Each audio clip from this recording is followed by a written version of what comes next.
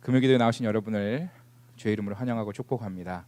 예배 재개되고 나서 첫 금요기도회를 제가 여러분과 함께 말씀을 나눌 수 있어서 너무 감사하고 또 개인적으로 하나님 앞에 영광을 돌립니다. 우리 좌우 옆에 분에게 이렇게 인사하실까요? 잘 오셨습니다. 네. 오늘은 저를 이렇게 멀리 잡아주셔서 너무 감사한 게요. 제가 지금 알러지가 올라와서 눈이 너무 빨개가지고 영상을 보시는 우리 성도들께서 지금 댁에서 놀라지 않으실까 싶었는데 영상을 이 정도만 잡아주시면 좋을 것 같아요. 여러분이 읽으신 마태복음 6장 9절부터는 주기도문이 시작이 됩니다. 그래서 앞으로 우리 교육자들께서 이제 돌아가면서 금요일마다 그 기도회 설교를 하게 될 텐데 제 순서가 되면 주기도문 연속 설교를 해드리려고 합니다. 그리고 그걸 이렇게 묶어서 책자로 좀 만들어 드리면 어떨까 해서 좀 열심히 한번 써보고 있는데요. 오늘은 그 첫 시작으로 주기도문 첫 번째 시간 이렇게 기도하라 1번 말씀으로 함께 은혜를 나누려고 합니다. 제가 아버지 하면 잊지 못하는 추억이 하나 있습니다. 우리 성도분들과 나눈 기억이 있나 싶어서 제가 아까 우리 김준영 전사님께 여쭤봤더니 본인은 처음 들어본다고. 그래서 만약에 제가 말씀을 드리는데 여러분은 들어보셨다고 하면 굉장히 곤란해지는 상황이 오게 되죠. 제가 고등학교 1학년 때입니다. 경북의 상주 지역에 송계골이라고 하는 지역이 있었는데요. 그 지역의 교회 이름이 송계골 교회였어요. 그곳으로 수련회를 갔습니다. 그 당시 저희 부모님은 믿음 생활을 하고 있지 않으셔서 제가 막 우겨서 수련회를 쫓아갔고 교회를 잘 모르시는 부모님을 걱정을 하셨어요. 그래서 어쨌든 수련회 일정 중에 집안 행사가 있어서 제가 3일 중에 하루만 자고 하루 혼자 서울로 복귀를 해야 되는 상황입니다. 그래서 전도사님께 차편을 받아서 가는 방법을 들은 다음에 혼자 수련회장을 빠져나와서 버스를 탔습니다. 오후 한 3시쯤 된 것 같아요. 근데 일정이 피곤하잖아요. 그래서 버스에서 잠깐 졸았는데 눈을 깨보니까 밤 11시 버스 종점이었어요. 고등학교 1학년 때 혼자서 심각하게 잘못 온 겁니다. 잠깐 졸았는데 잘못한 건지 잘못 내린 건지 도통 모르겠더라고요. 대체 여기가 어딘지 도무지 알 수 없었습니다. 그래서 급히 터미널 안으로 가서 서울행 가는 밤버스를 알아봤는데 내일 아침에나 돼야 한다라는 것을 아는 순간 눈앞이 캄캄해지는 거예요. 주머니를 뒤져보니까 단돈 2만 원이 전부였습니다. 버스표를 끊었고 넉넉히 2만 원 있으니까 출발할 때는 간식도 먹고 여유롭게 막 그렇게 오자 했는데 밤이 되고 버스가 없어요. 주머니에 2만 원짜리가 있는데 당시에는 이제 공중전화가 있던 시절이잖아요. 그래서 공중전화를 찾는데 이 2만 원도요 동전이 아니니까 그냥 종이떼기고 아무것도 쓸모없는 종이가 되어 버리더라고요. 그래서 제가 택한 방법이 이겁니다. 그 당시에 그 군인들이 자주 썼던 무료 전화 1633 수신자 번호를 눌러서요 급히 집으로 전화를 했습니다. 자, 여기까지 들었는데 제가 여쭤볼게요. 이거 들어보신 적 없으시죠? 제가 이 예화를. 감사합니다. 마음 편히 이어서 설교를 할 수 있을 것 같고요. 전화를 드렸더니 아버지가 딱 받으시는 거예요. 여보세요. 이제 그때는 아버지라고 안 하고 아빠라고 하죠. 아빠 나야 전화 받아야 돼 이랬는데 그 사이에 1번을 누르면 전화를 받고 2번을 누르면 전화를 안 받는 건데 1번 누르셨어요. 너 왜 아직도 안 들어오냐 이렇게 얘기하시는 거예요. 그래서 여차저차해서 지금 버스를 잘못 타고 조치원역이라고 하는 곳에 있어요 그랬어요. 그리고 전화가 뚜뚜뚜 끊겼어요. 어떡하지 막 전화를 딱 끊고 괜히 전화 박스 안에서 밖을 돌아보니까요 막 별로 작지도 않은 개들이 막 몇 마리가 돌아다니는데 그것조차 무섭고 공기는 왜 그렇게 찬지 분명 여름 수련회였거든요. 너무 추워가지고 막 마음도 그렇고 근데 갑자기 바보같이 눈물이 왈칵 나오면서 이렇게 얘기하는 거예요. 혼잣말로 아빠 이렇게 얘기하는 거예요. 혼잣말로. 무서웠습니다. 어딘지 모르는 곳에 나 혼자 있다고 생각하니까 가슴이 막 벌렁거리고 무서웠어요. 두렵기도 하고 혼란스러워서 저도 모르게 튀어나온 말이 아빠였어요. 그러다가 이렇게 눈을 뜨고 막 졸다가 부스럭 소리가 나면 놀라서 깨고, 어디 뭐 이렇게 술 취하신 분들이 괜히 전화박스 툭툭 차고 그런 일이 많이 있었거든요. 그래서 고라 이렇게 떨어져가지고 이렇게 막 있는데 문을 누가 탁 여는데 깜짝 놀랐어요. 새벽 2시쯤 됐거든요. 근데 눈을 딱 떴는데 세상에 저희 아버지가 어딘지도 모르고 그냥 조치원이라고만 얘기했는데 저를 찾아서 오신 거예요. 눈을 딱 떴는데 저희 아버지를 보는 순간에 그 기쁨. 그리고 아버지 차를 타는 순간 용달차였거든요. 좋은 차도 아니었어요. 용달차였습니다. 저희 아버지가 집 짓는 일을 하셨어요. 기와 싱글 일을 하셔가지고 그 뒤에 보면 막 자재들 많이 있고요. 그런 깨끗하지도 않고 좋지도 않은 차에 막 탔어요. 흙먼지 많이 묻은 차에 탔는데 타는 순간에 그 마음의 기쁨과 평안함과 안정감은 이루 말할 수 없었어요. 20여 년도 더 지난 일인데요. 아마 그때 그 순간의 그 추억과 그 기쁨과 그 감정은 평생 잊지 못할 것 같아요. 신앙생활에서요, 아버지에 대한 이미지가 얼마나 중요한지 모르겠습니다. 특히 기도 생활에서 하나님 아버지에 대한 이미지. 오늘 본문에서 예수님이 제자들에게 기도를 가르쳐 주시면서 하나님을 아버지로 부르라고 말씀하고 있습니다. 이 말씀이요, 제자들은 물론 당시의 유대인들에게 굉장히 놀랍고 충격적인 일이었어요. 왜 그러냐면 하나님을 그냥 창조주, 전능하신 주님으로부터 두려움의 대상으로 그렇게 알았기 때문이에요. 맞는 말인데 그것만 알았던 거예요. 예수님은 우리가 기도할 때 먼저 하나님이 우리의 아버지가 되신다라고 하는 사실을 기억하라고 말씀하고 있는 것이죠. 하나님이 우리에게 어떤 아버지가 되어주시는지를 잘 나타내주는 성경 구절이 있습니다. 누가복음 15장에 나오는 탕자의 비유인데요. 여러분 화면을 보시고 제가 읽어드리겠습니다. 눈으로 따라오시면서 이 내용이 지금 어떠한 상황인지를 한 번 더 상기해 보시면 좋겠습니다. 15장 20절부터 24절까지인데요. 제가 읽어보겠습니다. 이에 일어나서 아버지께로 돌아가니라. 아직도 거리가 먼데 아버지가 그를 보고 측은히 여겨 달려가 목을 안고 입을 맞추니 아들이 이르되 아버지, 내가 하늘과 아버지께 죄를 지었사오니 지금부터는 아버지의 아들이라 일컬음을 감당하지 못하겠나이다 하나 아버지는 종들에게 이르되 제일 좋은 옷을 내어다가 입히고 손에 가락지를 끼우고 발에 신을 신기라.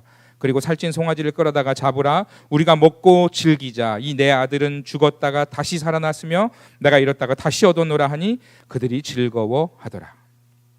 너무나 잘 아시는 구절이죠. 아버지 재산을 가지고 집을 나간 둘째 아들이 탕진하고 아버지께로 돌아오려고 하는데 염치가 없습니다. 그래도 갈 곳은 집밖에 없어서 집으로 가요. 가면서 아들로 안 받아주고 그냥 종이라고 여겨도 괜찮으니까 아버지께 돌아가야겠다 생각하고 고향으로 발걸음을 돌립니다.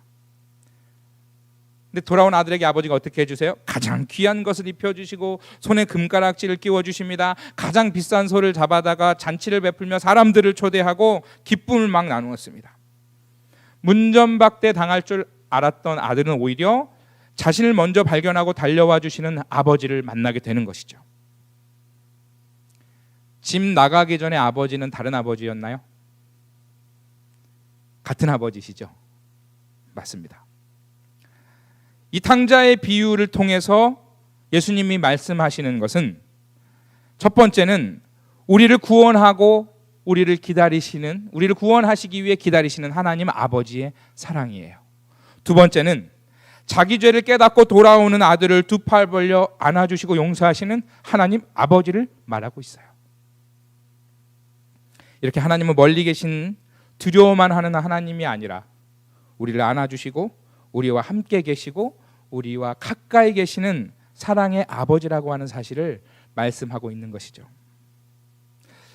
믿음으로 살면서 어떤 어려운 문제를 만났든지 어떠한 죄를 지었든지 내가 어떠한 모양으로 세상에서 방황하고 있고 헤매일지라도 하나님 기다리시고 때로는 찾아오셔서 사랑으로 붙들어 주시는 하늘의 아버지다라는 사실을 오늘 주기도문을 가르쳐주면서 기도하려고 하는 사람들에게 그것이 가장 먼저 기억해야 될 첫 번째 기도의 중요한 것이다라는 것을 말씀하고 있는 것입니다.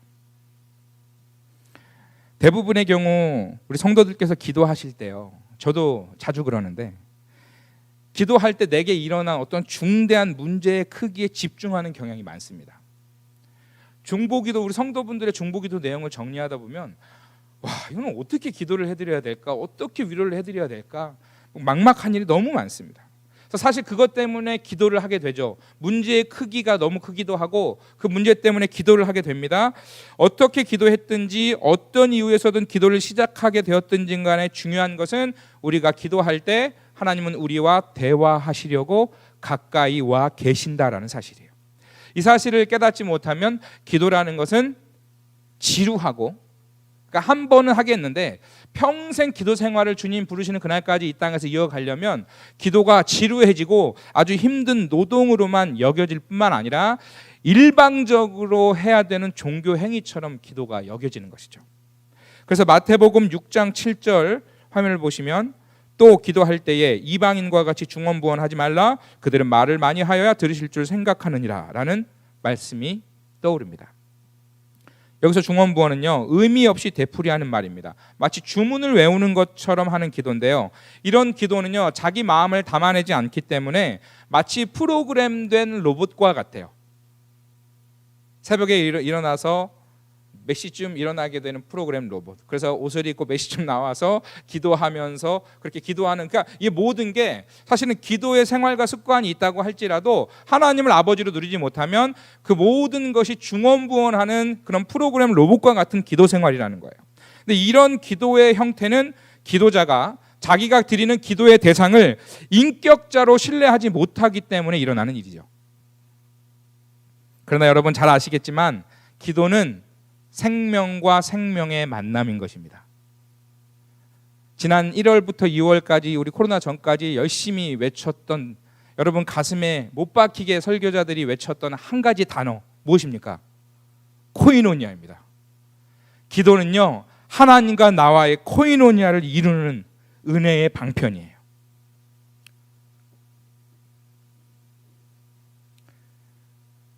살아계신 하나님과 그분의 자녀인 우리가 서로 대화하는 것, 교제하는 것이 기도입니다. 이게 별 특별한 것도 아니고요, 잘 아시는 거잖아요. 한번 우리가 이 시간 돌아보고 또 생각해 보기를 부탁을 드립니다. 눈빛만 봐도 아는 사이라는 말 자주 하시잖아요. 예, 교회에서도 그런 짝이 있고요, 어딜 가셔든 그렇고요, 부부 사이만 봐도 그렇고요. 눈빛만 봐도 아는 사이. 그러니까 친밀한 사이에는 굳이 많은 대화가 필요 없다라는 말이죠. 친밀한 사이는 눈빛만 봐도 뭐 원하는지 딱 알아요. 딱 짜장, 짬뽕, 저분 뭐 좋아하지 그냥 아시는 거죠. 예, 알아요.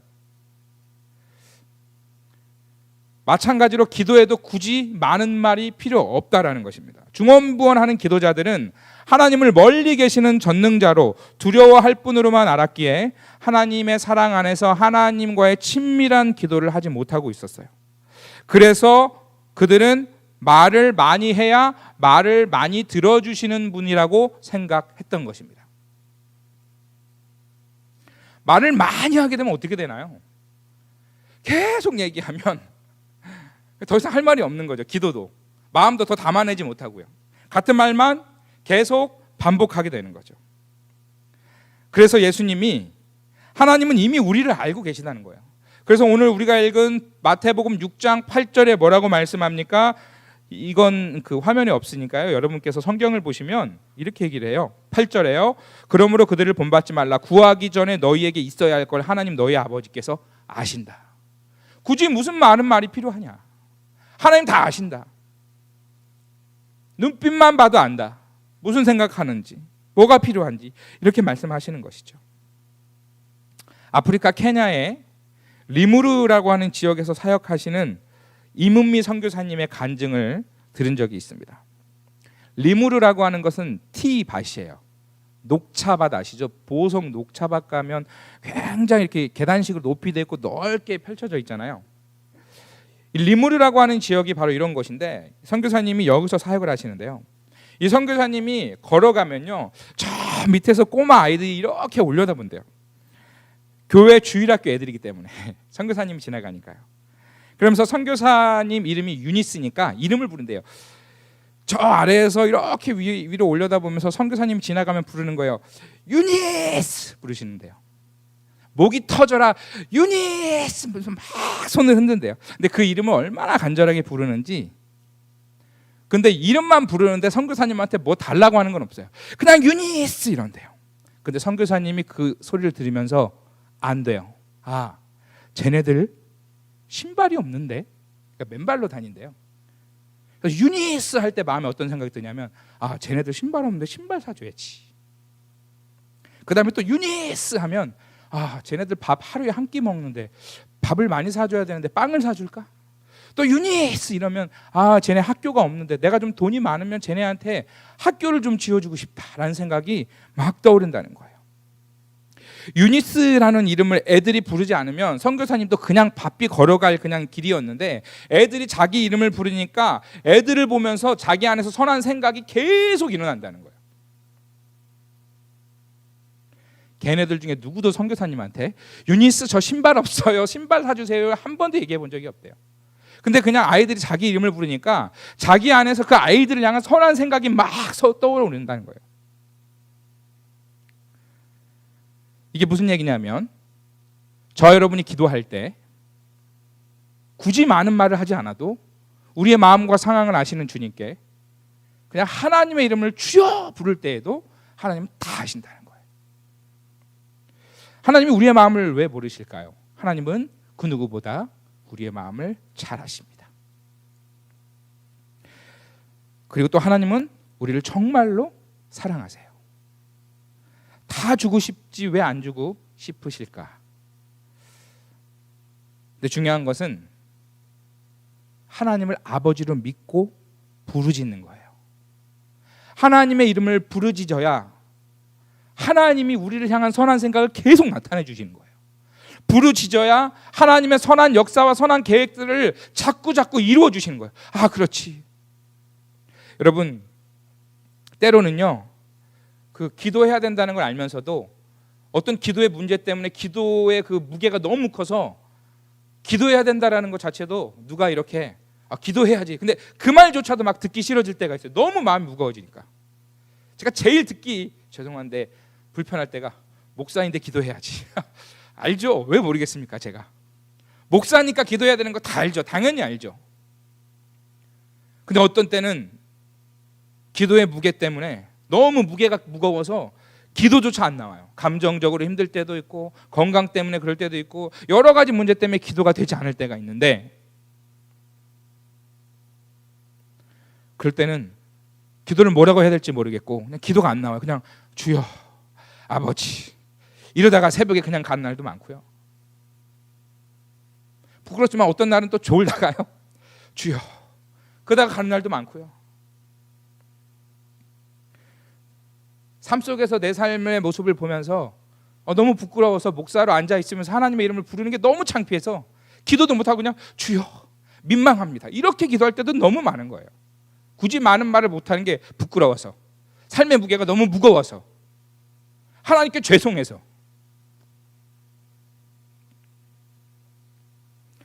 그럼에도 불구하고 우리가 하나님을 아버지로 불러야 할 이유가 있다면, 하나님 우리 아버지시고 우리는 그분의 자녀라고 하는 사실 때문에 하나님은 우리와 가까이 대화하시기 위해 가까이 계셔서 우리를 향한 당신의 선한 계획과 선한 생각들을 계속해서 나타내 주기를 원하시기 때문에 그렇습니다. 그래서 예수님이요, 이 사실을 모르고 중언부언하는 당시의 종교 지도자들과 유대인들에게 기도가 하나님을 아버지로 먼저 아는 것부터 시작이다라는 사실을 가르쳐주고 있는 거예요.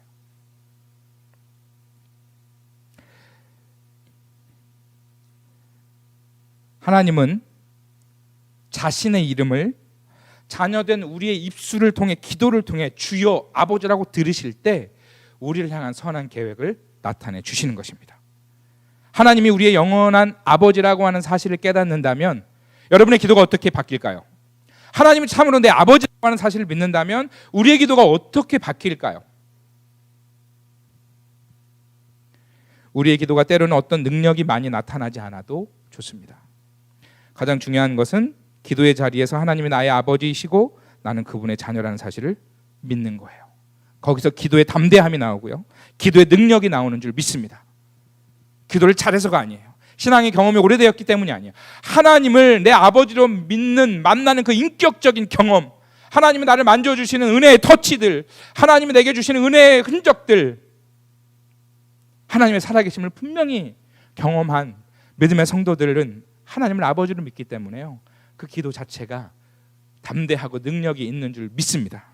그래서 여러분의 기도가 얼마나 귀한지 모르겠습니다. 왜냐하면요, 대부분의 기도는요, 될 만한 상황들 속에서 물을러 가니까 거기에 맞춰서 우리도 기도하지만, 대부분 하나님이 우리에게 기도를 요청하거나 성경에 나타난 성경의 인물들의 기도를 보면 상황을 역전해서 거꾸로 올라가는 기도예요. 지금 상황은 여기 이렇게 막 흐르는데 믿음의 기도자들은 그 상황을 역전해서 거꾸로 마치 물살을 차오르는 연어처럼 거꾸로 기도하는 거예요. 근데 세상 사람들이 볼 때는, 믿음의 눈이 없는 사람들에게는 이게 이해가 되는 걸까요?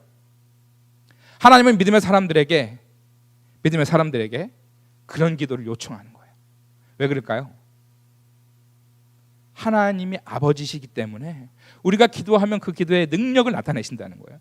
홍해 앞에서 모세를 보십시오. 이스라엘 백성을 보십시오. 그 흐름이 뭔가요? 그냥 상식적인 흐름은 홍해 앞에서 그냥 가면 빠져서 죽는 게 상식적이잖아요. 근데 하나님은 가라는 거예요. 가지 않아야 정상이잖아요. 근데 가라는 거예요. 갔더니 어떻게 됩니까? 홍해의 문을 여셨어요. 하나님 아버지께서 우리의 기도에 이런 담대함과 믿음을 이 시간 바라고 기다리신 줄 믿습니다.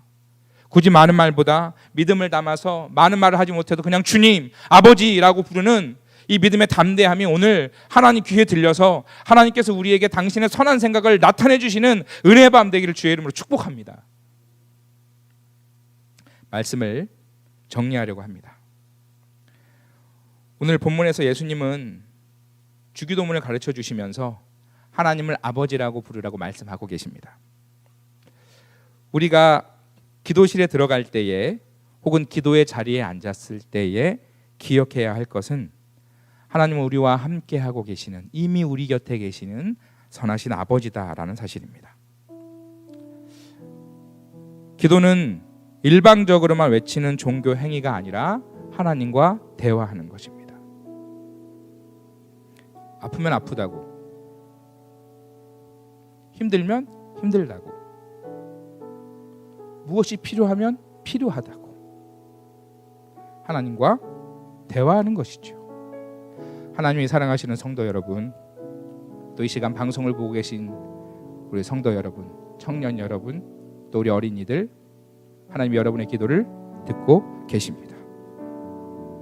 아무리 힘들고 어려워도 기도하기를 포기하지 말아야 할 이유는, 하나님이 우리의 아버지가 되시고 우리가 그분의 자녀라고 하는 이 아주 단순하고 중요한 사실 때문입니다.